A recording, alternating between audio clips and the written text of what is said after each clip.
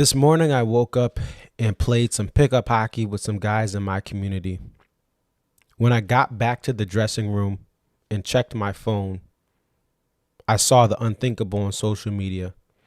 I had gotten word that Johnny and Matthew Gaudreau, two hockey players who came up here in the Northeast through Boston College by way of the Philly area, had both passed away. Hockey, well before D&B, has been a big part of my life since I turned 5. I've played hockey. I still hang and talk to friends from those hockey teams years later. And even further than that, I still go out and play and watch hockey. I saw Matthew Gaudreau play against my Yukon Huskies. I watched Johnny Gaudreau on TV play against various teams on highlights and NHL games of the week. I lived in a community of boys who all played hockey, and even some of the girls jumped in as well. On that street, I lived 2 houses down from John Butchercross, who not only knew Johnny Gaudreau and Matthew Gaudreau, but covered them through college and high school. This is what he had to say this morning about the passing of these 2 men. It's difficult to breathe. The chest is tight and heavy. The images of countless lives collapsing in disbelief and horror is just too much to process in an overloaded brain not equipped for such loss. It makes time stop and you wonder, how does the family of Johnny and Matthew Gaudreau ever get repaired? This story resonates not only because of my love of hockey, but because I've seen what happens when people drink and drive, taking the lives of others or severely changing the lives of others who have to live differently after being hit by a drunk driver. My own cousin's wife was 8 months pregnant and hit by a drunk driver, almost taking her life, and she almost lost her son, Christian, who thankfully is now 8 years old. This weekend, many of us will go boating, we'll go out for a nice joyride, and we'll have a lot of fun. But not only this weekend, but every weekend, we should be more cognizant of if we don't feel right to drive, if we're impaired, to not drive.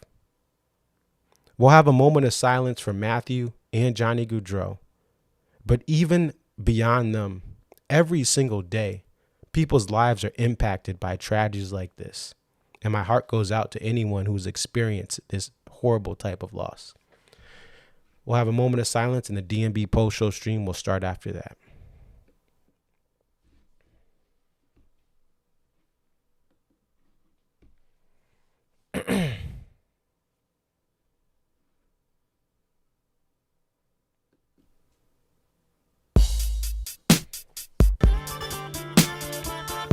It's your boy Concert Viz 34 back at home.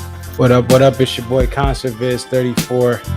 Yep, so your boy Concert Viz 34 coming to you here. What up? It's your boy Concert Viz 34.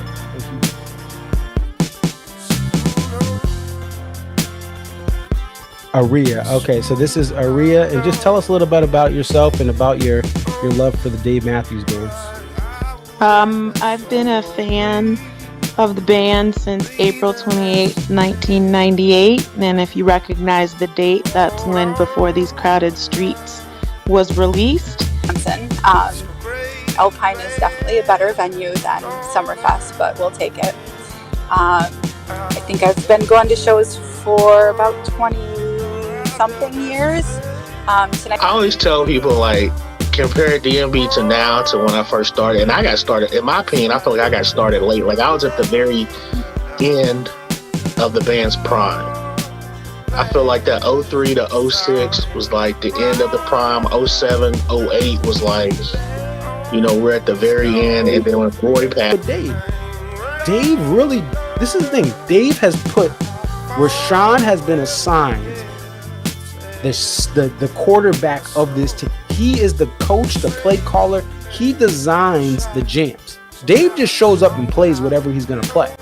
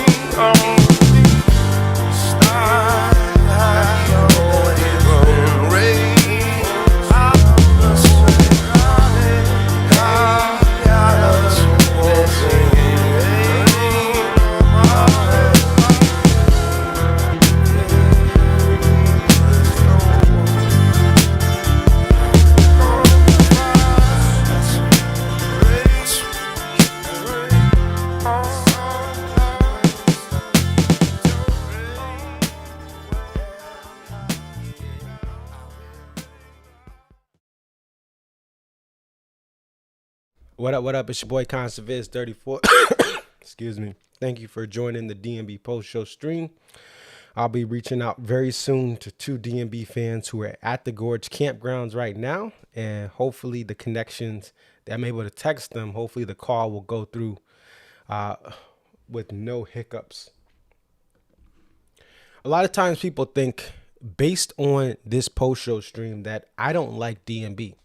Like, oh, you don't like Cornbread, you don't like You and May, you don't like Shake Me Closers, you don't like this song, you don't like that song. The fact is, I love a large portion of the DMB catalog. Beyond that, I love when this band has a certain sound that to me fits what they do best. And for tonight, this band had that sound that to me fits them best. I love jazzy DMB. And if you follow me on any social media or have seen these streams, it's apparent. And I believe that the acoustic percussiveness of this band, the jazziness of this band is why they are as popular as they are today. When they were selling out Veterans Stadium and Giants Stadium, and they started off their first ever stadium was Foxborough Stadium. They weren't playing these loud rock type shows. They didn't have wall of sound type sound. And times made them change. They tried different things out. But to me, this band is at its best when you can hear Stefan's bass, which I heard on Sirius XM, Dave Matthews Band Channel 30 tonight. When you can hear the piano, it's not buried in the mix. Like when Butch came back for a concert to Charlottesville and you can't hear his piano because he was buried by trumpet and electric guitar and other instruments. Tonight, this band opening up the Gorge with a two-step, the second two-step of the tour, and throughout the first half of this show showcased truly they are the best when they are a jazz band. We had a two-step that closed out. The end of that two-step was led by Carter's amazing drumming and some keys playing by Buddy Strong. We had a Seek Up that did not have that loud shouting match for 3 minutes or 4 minutes between Jeff and Rashawn. Instead, it was more jazzier. You could hear the dirty jazz chords from Buddy. You could hear Stefan's bass. They eventually brought up the noise of the horns, the trumpet and the sax, but they gave more time for both of those instruments to be a little more jazzier at a lower volume. I truly believe this is the band at its best when these things are executed in this way. I understand many people disagree. I understand many people love that loud rock sound. But when Tim Reynolds is more subtle with his playing outside of solos, I believe the band is truly better. When Tim then has that moment to shine at the end of Seek Up, it's more appreciated because he was toned down during other parts of the song where this band wanted to highlight that piano, to highlight that bass. The biggest thing I see between DMB and many other bands who have varied set lists that are jam bands, DMB is not a jam band, is the fact that there's an awareness of where everyone is. DMB this last week, from Fiddlers to now, you're seeing much more of an awareness to let other parts really shine out and not be drowned out. And so I'm in awe of a show like tonight. Not necessarily because of the song, not just because of the songs that were played, but because this band truly has found its current sound. I believe Tim Reynolds had to turn up his guitar from 2008 to 2016 to play over Boyd's mistakes. I truly believe that the trumpet had to be louder to, again, play over Boyd's mistakes. There is no Mr. Tinsley in this band anymore, and this band has more creative freedom to allow the talents of everyone without no weak link in this band to truly shine. And thus we have, to me, the pinnacle of this Buddy Strong era in 2024. All right, I want to talk to the fans who were there. So what we're going to do is we're going to reach out to Ted and to Conor, get them both on, and then hopefully everything connects well. So let's go ahead and set that up. And thank you guys again for joining the DMB Post Show stream. If you missed the intro, in the world of sports, Johnny and Matthew Gaudreau tragically passed away while they were biking, and they were hit by what appears to be someone under the influence. So my thoughts are not only with them, but anyone who has been a victim of reckless or drunk driving. It is a horrible thing. All right, so we're going to reach out to Conor first and then try to connect Ted.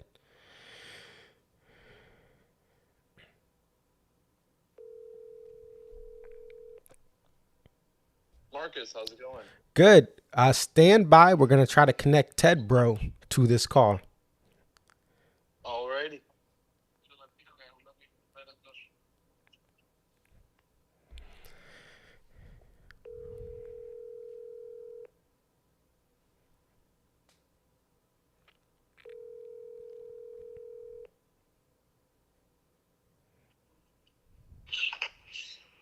Hello. What up, Ted? All right, so we got Conor and Ted, bro, on. My man. How you guys doing? What's up, brother? What's going on? All right. How's it going? Incredible night. Yeah, to say the least. We definitely want to talk about that. Let's start off with you, Conor. What was your experience tonight at the Gorge? So I'm kind of gonna start from like the entry process to the end of the show. I'm gonna say it pretty briefly because I know there's a lot to discuss. Getting into the venue was an absolute nightmare today. They usually have the warehouse line lined up off like a dirt road, and they kind of moved us over to the side a bit of that dirt road, and that turned into an issue because the warehouse line and the ADA line kind of crisscrossed each other, so it took way too long to get in. But aside from that, we got our posters with shout out to the merchandise crew, the Gorge merch crew. They are on point. They're quick. They know what they're doing. We got merch, no issue today. And then the show, the opening groups were awesome. And Dave absolutely nailed this set list from top to bottom.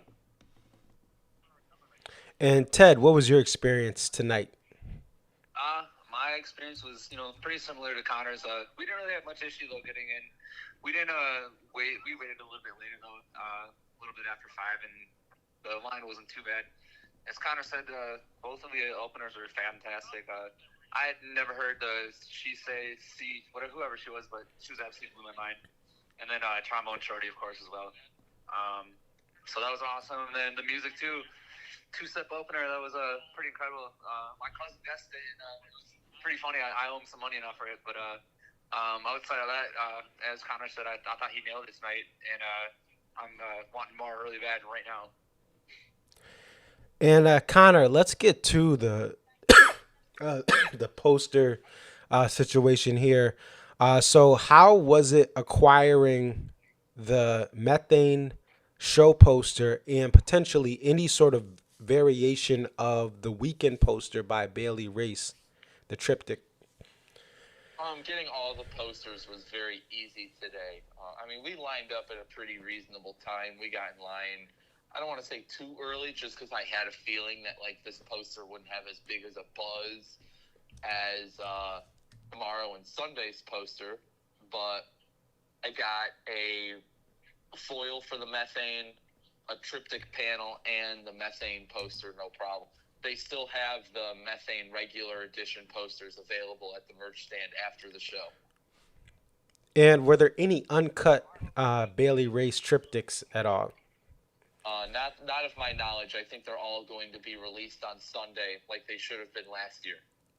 Oh, okay, interesting. So that's you get there, at least be there for Sunday, versus people trying to, obviously sometimes you can get it night one, like Fiddlers. What was excuse me? What was the pricing on the show poster, the methane, and the panel for the triptych? So it looks like the Gorge tax is gone. The regular methane poster was the normal $60. The foil was $150 like normal, and then the panel was $75. Okay, and that's I good. think they did away with that. They did away with that Gorge tax that was in effect from last summer. That's good because as you guys have both experienced, you guys were just at the Gorge last year, and some of those posters were overlooked, or not not as many people bought them. Speaking of that, what were the excuse me, what were the runs on the posters, if you can kind of remember, like a ballpark or exact? I know the runs exactly. The regular edition of the methane was 2,100. The panel for the triptych was 1,000, and the foil was 400. All right. And Ted, bro, what was your favorite song of the night? There's so many. Blackjack, though. That was my favorite. That was incredible. And was that your first Blackjack, or had you heard it before? Oh, no, that was absolutely my first. I started going to shows in 2018, so I think it was last played in 2012, so it was a while. So I was really happy to hear it, and I thought they absolutely killed it. Yeah, and typically it had a violin intro, at least when I heard it in 2012. Obviously, there is no violin player full-time with the band, so they just went right in without the violin kind of intro and chugged right away. Connor, what was your favorite song of the night? I think it's a pretty easy answer, but I'm going to give some other highlights of the show. A quick shout-out. The two-step opener was absolutely perfect. Like, they could not have picked a better way to start out this weekend, and I'm sure nobody had this in their Setlist games. Both songs with Trombone Shorty, Bayou, and Billy's were awesome. He killed both of his solos. But, the highlight of the show for me was Blackjack. There was absolutely no expectation of me to ever hear that song live. And when it first started, I knew immediately that it was Blackjack. And I was absolutely losing my mind when they started playing it. And I'll probably never forget that moment, just because, like, a super rare song just got liberated over 4,000 days since it was played. So Blackjack absolutely takes the cake for me as my favorite song of the night. And it was the sixth longest show gap and physical day gap. What that means, if you're at home, the show gap means how many shows since it was last played. Physical shows, you count them out. And then the day gap is how many actual days since it was last played. So sixth longest liberation on both of those fronts there. Something I didn't expect to even conceptualize that it was going to come. And that's what this band does best, is they're bringing out some shockers. Connor, I want to ask you this because you've seen it a lot. This is the 8th last stop of the year. I know you've seen it. Are you sick of it? Are you still loving it? Has it kind of felt less powerful? What are your thoughts on Last Stop at this point in your touring for the summer? Originally I was kind of expecting them to do like a similar Last Stop as to the Lisbon, Portugal show here, which would have been Sunday night, kind of to wrap a bow on this weekend. But yep. I personally love the Last Stop. I love the partial versions that I heard, both in New York City and here in 2023. And then getting the full version back is just so powerful. I'll never get sick of hearing this song. There's definitely worse songs for me to hear. I just love the Last Stop in general. So I'll never complain getting it at a show. And Ted, what would you say the loudest part of the crowd was? What was the biggest crowd pop of the night? For me, that's a tough one, but I think it was Ants. Ants is always, the crowd pleaser. We weren't sure if it was going to be faked either, but I'm glad it wasn't, because it's a really cool moment to kind of be immersed in that close out a show the way it was tonight. Yeah, it's a great song, and it's something that is a nice way to cap off this show. Obviously, the heavy hitters opened and closed the main set, so it's kind of a hard position at the end of a first night. What do you play? And hey, I'd rather have a nice D&B song classic like that. What was your experience as far as where were you sitting tonight, Ted? And as far as how was the sound? How was the people around you? The kind of the environment. Yeah, actually, we were up in the lawn tonight, like halfway, kind of stage left. I want to say, I could be wrong, but anyways, we're in a really nice spot. And speaking of people, met some really cool people tonight. Of course, saw my guy PJ. Met Dustin tonight. We spent some good time together. Really good people. Other people too. Saw Casey tonight, or Clark Griswold, and a bunch of others. So it's always cool to kind of see the community come together the way it does. And sound was awesome tonight. Crowd was great, and can't wait for tomorrow. And Connor, what about you? Same question. So we were also on the lawn tonight. Whenever we come here, we always sit on the rocks on the horn side of the stage, and the crowd was just. And it was crazy. We're right below the giant portion of the lawn, so we get to really hear the whole crowd react to stuff. So it was overall, the vibes tonight were just great, and I got to meet, just as Ted Bro said, a lot of great people that I met for the first time tonight also. And also, Ted, if you're on the lawn tomorrow or Sunday, hang out with us over on the rocks. It's an absolutely... Go ahead. No, yeah, I'm gonna come find you. Oh, definitely, yeah. I can send you a photo of where I was, because our spot is brilliant. I know Shane and Angie are coming over there tomorrow as well. Absolutely, we gotta get a meetup. I'm trying to get a picture, so that'd be really cool. Yes, hopefully Shane doesn't get kicked out of the view bar. Yeah, the view bar. Yeah. Which, don't worry, he didn't do anything wrong. I was on his side for that at all. I thought the worker was being very stingy there, but. It's still a funny inside joke between all of us.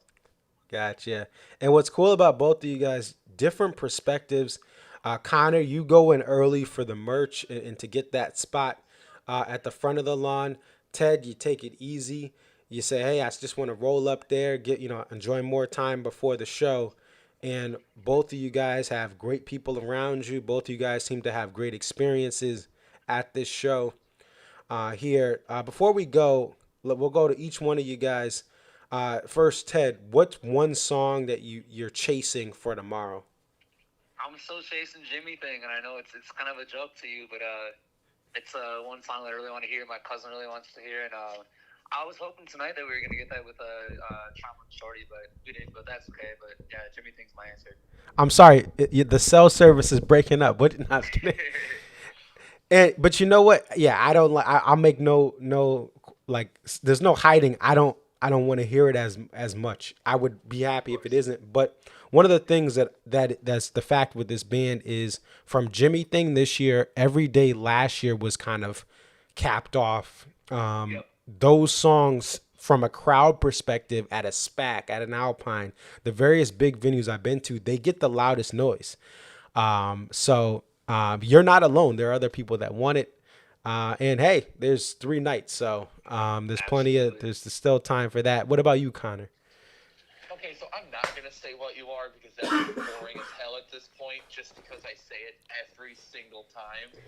But if I were to want to hear one song this weekend, I'm just gonna dig in the trenches and say Raven. They haven't played it once this year. I think they played it out west last year. Why not give us that song? I've been chasing that one for a few years also. I'll tell you this. It would be nice if I got my White Whale also. I would appreciate that just a touch, especially for my 50th show tomorrow. Oh, congratulations. Show 50 for you tomorrow. A second generation D&B fan. You're there with your sister and your dad. And I'll tell you this, that Funky Raven is, someone brought that up, I think the other day. And I was like, yeah, let's get it back. The way that this current band plays Raven is fun. So hopefully that does come back for this Gorge weekend. 2 more nights to go. And the other thing I know I said before we go, but I know Connor, you had it looks like did you pass off a set list to somebody today? Yeah, so the set list got handed over to our group from Rab, and it's interesting. So every time we come to the Gorge, I love sharing this story because the family that we hang out with means the world to me. They have 6 kids with them, and they always run to the spot in the lawn, and they always get there every single time. So we really appreciate them for helping us get down to our favorite spot on the lawn. Last summer, I'm going to kind of go back to last summer. I was talking with Rab before Friday night's show, and one of the younger boys came over, and I was like, "Hey, this is Dave Matthews' vocal coach over here," and Rab was just spending time with the kids, and every time they see him, all the children chase him up the hill, and they always want to get a picture with him and talk to him. They view him like he's Superman, and he always comes with a set list.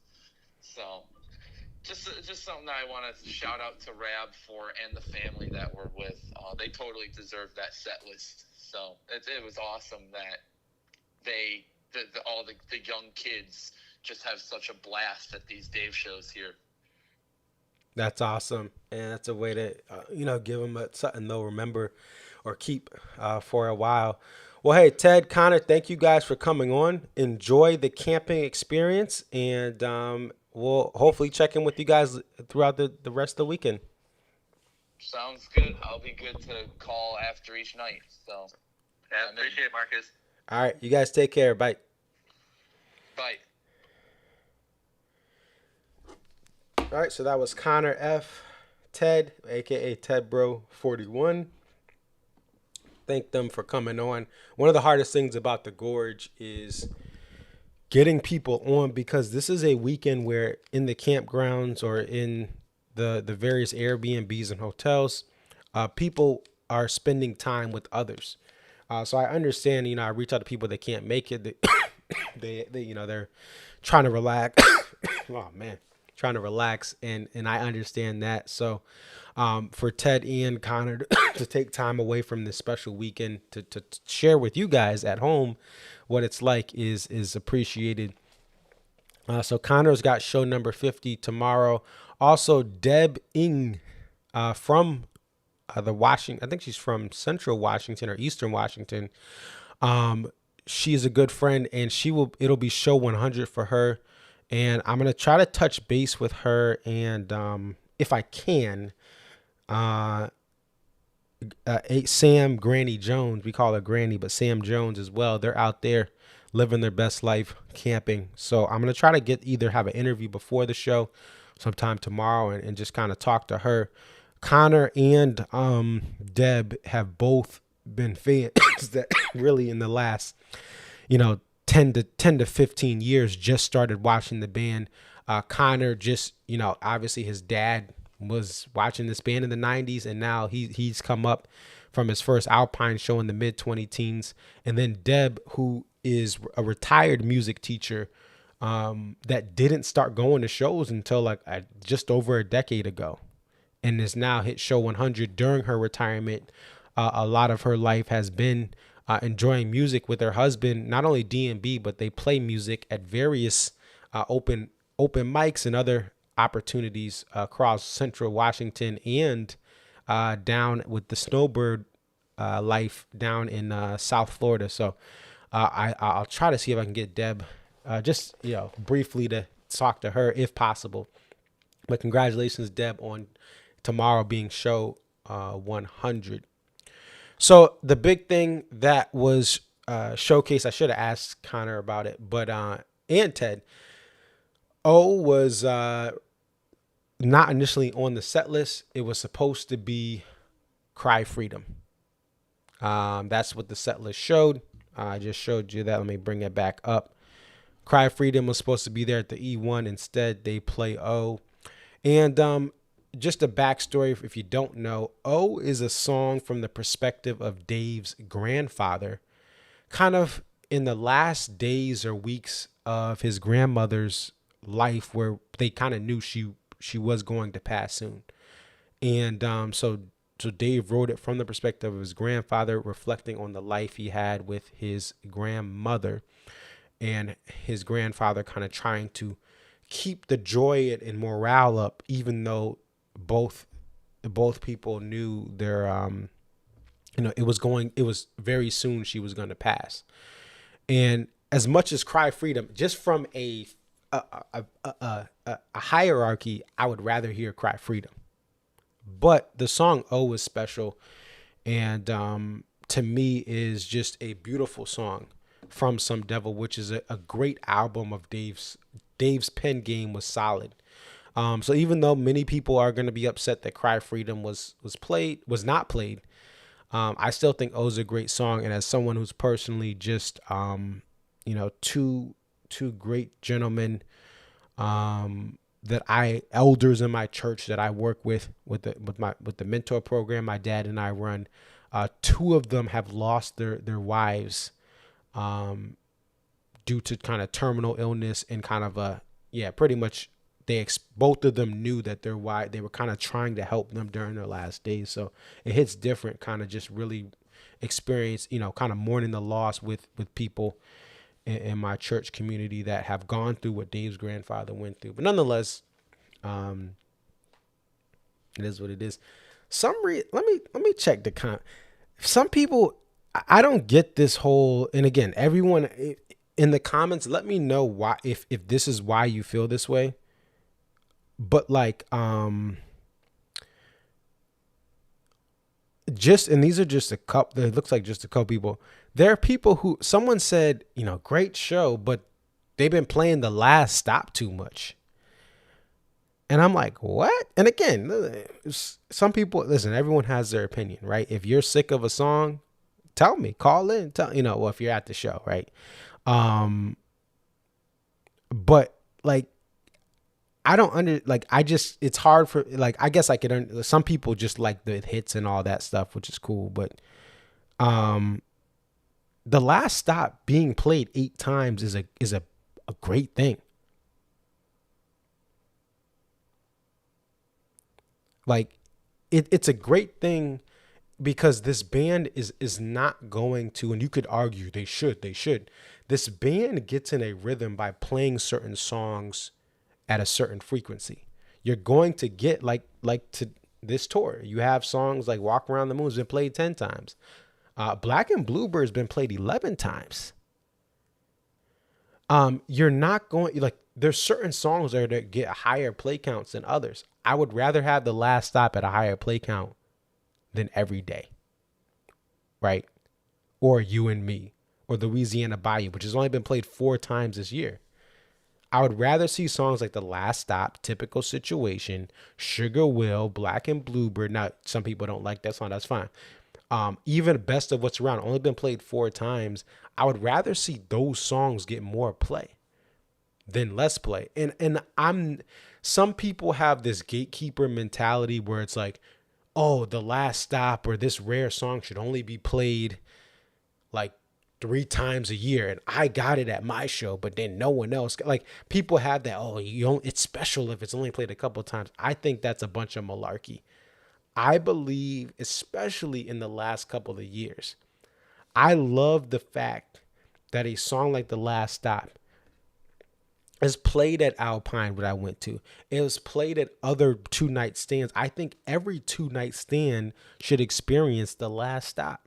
It's not, obviously they're not going to do that, but I think the power of that song, the dynamic contrast, again, the theme for me tonight, I love jazzy D&B. I love D&B where they're not a wall of sound.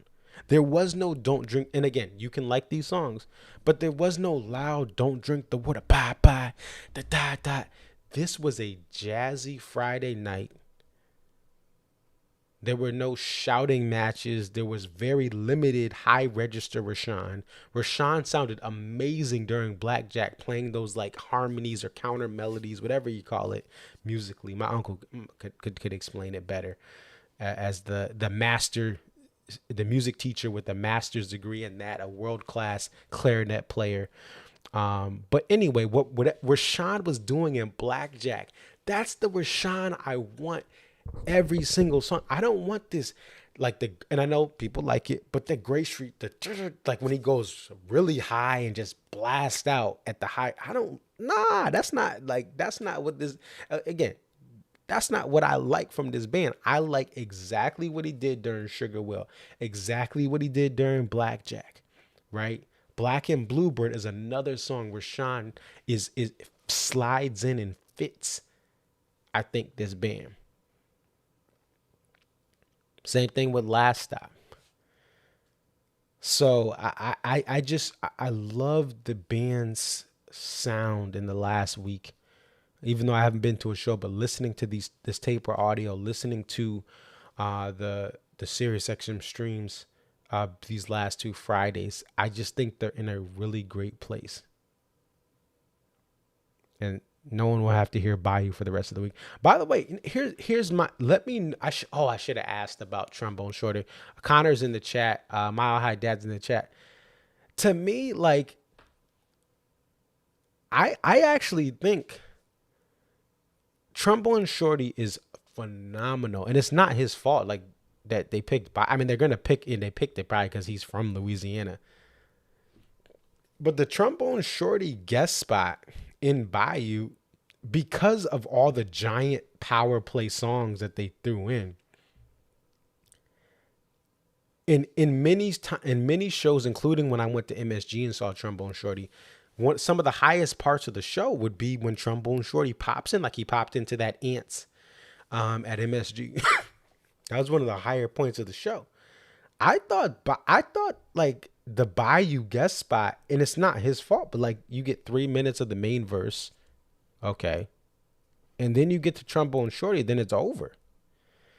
But like I thought the Trombone Shorty guest spot in Bayou didn't stand up as tall as some of the other moments, and I loved him on Billy's. I think that's the much better song to pick. And the argument, oh yeah, Bayou sounded great with Trombone Shorty. My argument with that, every time someone says Bayou sounds great or That Girl Is You sounds great with a guest, is that guest could play on a better song like Tripping Billy's and it would just sound better. And I think tonight, at least from listening at home, Tripping Billy's was better than Bayou. And so I always advocate, just because Trombone Shorty's on, it doesn't mean you got to play Bayou. One of the best moments of this year, Robert Randolph guested in Homedale, New Jersey. They didn't play Bayou. They play Smooth Rider and Grace Is Gone, which are better songs. So that's just my 2 cents of what I advocate for, what I prefer. Also, let's get over to this cool picture. My boy Steven. Let me set it up first. Cause someone tagged me in this. It was like, look, look at this. Let me see if we can find that picture. So this is the sorry. This is the picture. If you look at the guy on his phone, that's my friend Steven. His wife is to the right of him in the white shirt. They put this little thing across, and they have 7, 27, 34, 36, 40, 41, all the numbered songs. They didn't put 2-step, but obviously it's not number 2-step or number 2. But they open the show with 2-step. They play 7 and they play number 27.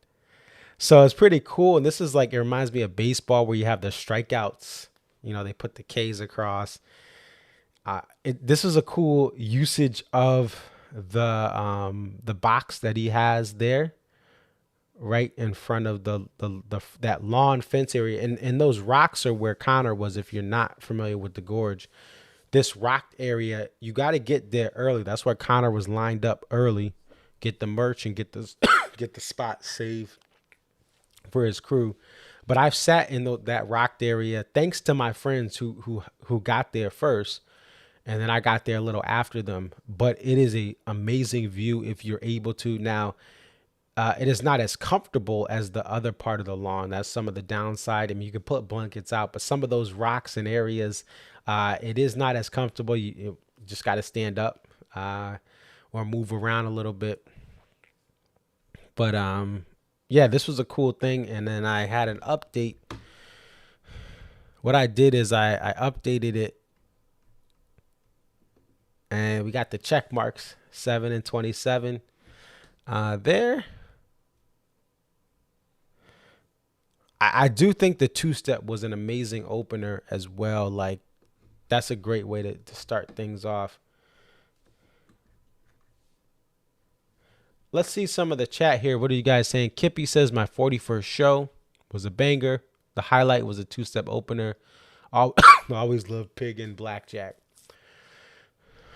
Mile High Dad says Trombone Shorty brings massive energy and the crowd loves him. And I think that's the other thing too, is the crowd impact with him, his showmanship. I mean, that's if you're a musician in New Orleans, that's what you learn. You learn that showmanship and that energy building that is lacking in music in general. I think overall, one of the saddest things about music in the last 15 years is the lack of stage presence, the lack of energy.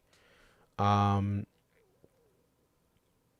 saw it in hip hop, but I see it in country. I see it in some rock acts, not all, but some rock acts they can do stuff in a studio and they're like, oh, that's a great mixed song. But then you see them live. The Bravery is an example. Now, this is back in '08, but the Bravery is a group that just live, they don't hit it as well as the studio. They had the song Honest Mistake and Believe and some other songs back in the mid 2000s. And I saw them live, opened up for Linkin Park, Project Revolution. They just weren't as good. So nonetheless, the stage presence, obviously D&B, just they're amazing at what they do on stage, but Trombone Shorty has that kind of that swag. And that's something that also, playing gospel music at my church and listening to it, it's another area where people were taught that in the church, how to really entertain. Most of your R&B artists and Motown artists came from the church and were learned stage presence from church. And so that's a lost art, but there are still some great young musicians who have that. There's some great middle-aged and our elder musicians we don't know when they're going to be touring. How much longer they be touring. Garrett says, what do you think Corey will play tomorrow? And thank you, Garrett. He's been sending photos as well on social media, giving us some awesome photos. Let's take a look at his account real quick. And but that's a good question, because they played Tripping Billies with him. I would say 41. Corey had the 41 in Boston. I think that was last year. A fan, he has like a meet and greet with fans before the show, and someone asked him to play 41 and he played it. And so I wouldn't be shocked if he plays on 41. I think the good thing about today is they play Tripping Billies. So I think one of the things they'll try to do is have a song where Corey actually shines. His rhythm guitar skills shine. I thought Tripping Billies, he was buried in the mix. I was at that show and I just thought how are you not showcasing what Corey Wong does? Has anyone done research? And listen, sometimes these things are hectic. That night as well, right? Buddy's coming back from a funeral for the passing of his friend Aaron Spears, and you had other stuff going on. I think, all I'll say is that that MSG Night 2 show last year, there's a lot that went on. A couple guests didn't end up coming on stage. So perhaps there were some last minute changes. There wasn't enough time. Yes, Garrett. Yeah, I think there's a video that Victor Wooten and Corey Wong tour, which I really wish I could have made in the Boston. They had a Boston stop, but they played a sound check. I think that was on Instagram. But I think my biggest guess would be 41 because it's just that song that that Corey brought out, and I'm sure Dave said, "Hey, what do you want to play?" Listen, we did that other time, but I think everyone tomorrow will be blessed with just a solid guest spot.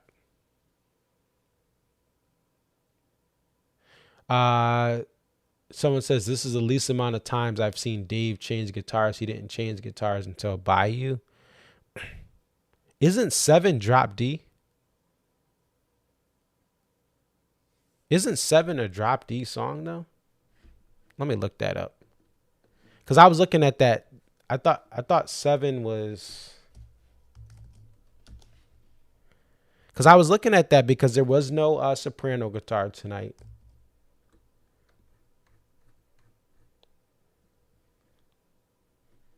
Let me see.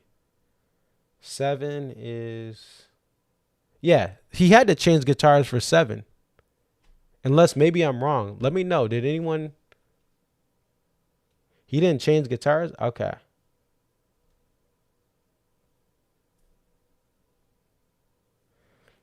So what would he have changed? Because, yeah.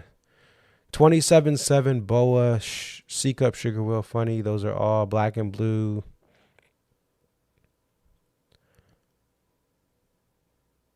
Oh, Garrett says, he played it on standard tuning. Oh, okay. So I'm trying to even think, how would he? You could, I guess you could play it on standard tuning. Oh, Dave. Oh, I didn't know this. Oh, he plays it in standard. Okay. So the tab is in drop D. Okay. I didn't even think about that. Thanks for confirming that, Gary. So, okay, so he didn't change to a Bayou. And then what? Raised B. The O is raised B. So he probably came out with the raised B for O. And then Ants Marching is standard. Yeah. Last Stop is half step down. Yeah. So he didn't even use his standard 12 string, because the Last Stop is all a half step down. Yeah, very interesting.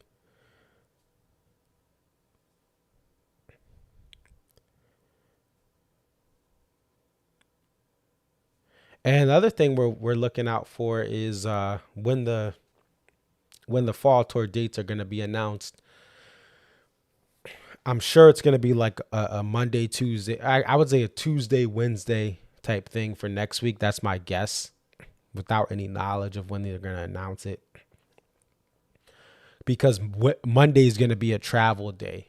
You're not going to, I mean, they could announce it. People are leaving the airport, right? Tickets go on sale. I think tickets have gone on sale even this year, like when people are in Mexico. The summer tour tickets, standard, regular on sale.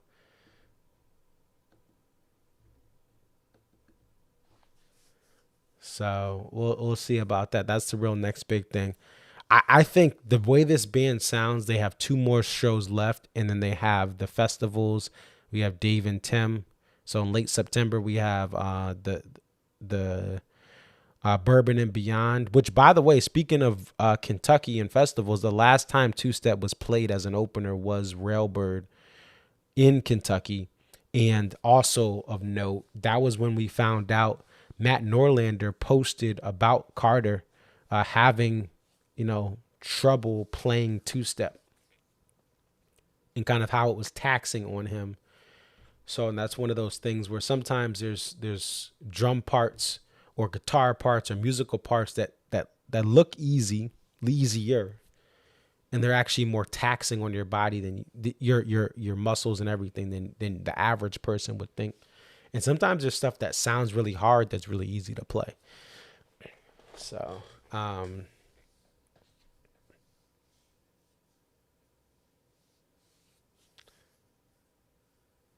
so yeah, there would be then, so the guitars would be the standard tuned acoustic, the baritone, and the 12 string half step down, and then the raised B for O. Let me know unless I'm guessing he had to play it on that. I wasn't watching the couch, so I was listening. Last time Two Step opener, the Busch Stadium in St. Louis, 08. That's a great show, but I don't like how Tim is turned. He is turned all the way up in that two-step. Where I think Tonight was a great example of what this band can be with an electric guitar player, with a trumpet player, but you still have an acoustic bass, and you don't have to go for 45 minutes. Looks like Dave's saying the second. I didn't even notice that, but I just had woken. I woke up and then two-step started like 5 minutes later. I had to get a nice nap in. All right. I think that's it for tonight, but thank you guys in the chat for coming in and kind of giving me some behind, the visual stuff you guys saw. Thank you guys who called in. And if anyone else wants to come on, let me know. Message me if you're at the Gorge and you want to come on. I want to have more perspectives. You agree with my guess, you disagree, you agree with my thoughts, you disagree. I would love to have more people on to share their perspective here. And so that we can get as much intel as possible. That's really what this show's about, is people coming back from the show, coming in the chat, coming on the phone and telling us what it was like to be there. Speaking of the last stop, we're going to close out with just a little clip from the Alpine Night 1 video that I put together. You can watch that on YouTube Concert Vids 34. It is available on there. Let me pull that up, because someone brought that up. Like, they were like, hey, who, and I think it was like DMB Family or one of the place. They were like, who put together the Alpine video? And I was like, yeah, that was me. But listen, these videos are only possible because of you guys. Because I take my footage, and many times this year, some of the lighting has been rough on my footage, but your footage makes it. So let me just slide this here. So if you guys look on here, you got the Alpine Night 1 show. That's the full show. A little further down, you have the Tampa show right here. That bottom right corner. And SPAC will be coming soon. SPAC Night 1. I'm very close to finishing that. I would love to get it out next weekend. I'll have more details here. And then all these videos here are just pretty much my videos from individual songs without tape or audio.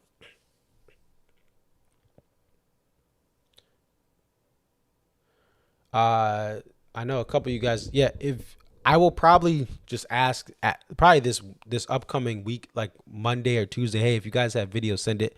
I don't know. To be honest, I'm still to be determined if I'm going to make a Gorge video.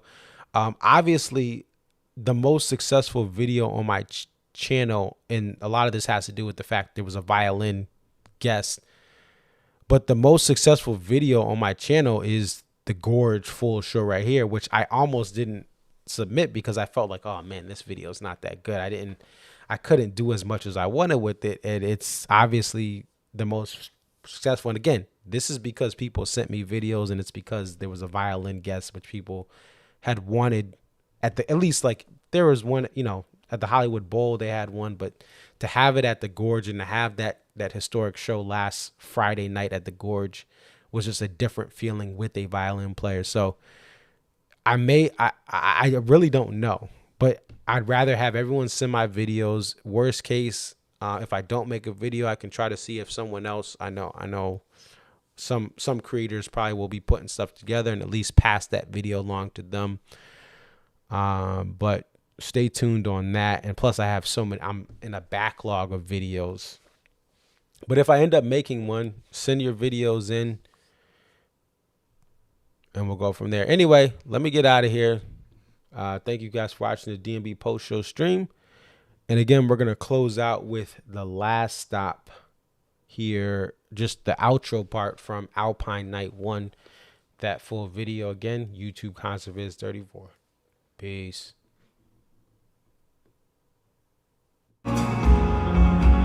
Everybody should go around.